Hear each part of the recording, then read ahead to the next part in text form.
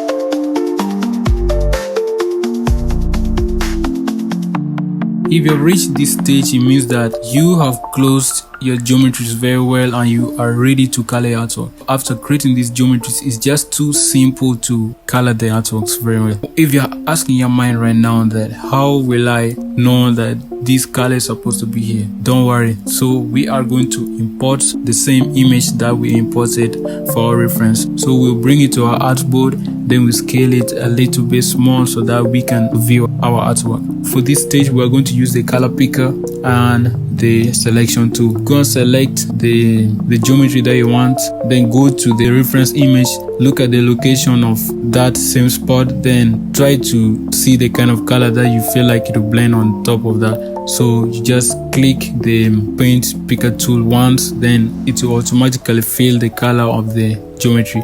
Then go back to your selection tool and keep on doing that same selection and color picking, and just keep on doing the same process until you finish.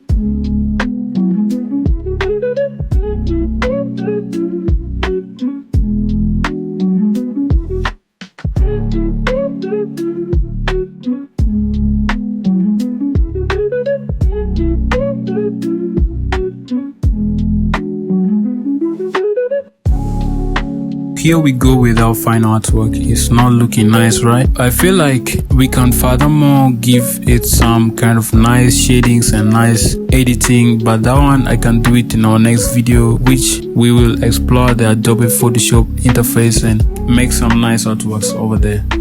And so currently, thank you so much for reaching up until this last point of the video. If you really like the video and it really impacted you, please give me a thumbs up, and if you're new to me, please help me subscribe so that we can go in through this journey together. I plan to really make this channel interesting and giving a lot of ideas to people and making you guys enjoy the time out here. This journey is going to be powerful because I will give a lot of creative ideas. This kind of art journey is all about customizing your friends, customizing your family members. Sincerely speaking, there's no AI tool that once you upload an image and you tell it to do that kind of thing, it will not do it the way that you like. This process is nice, and I'll teach you guys even very great ways how to make artworks that AI cannot do, and to make it so unique and so powerful. We'll meet again in our next video. Thank you so much and have a great time.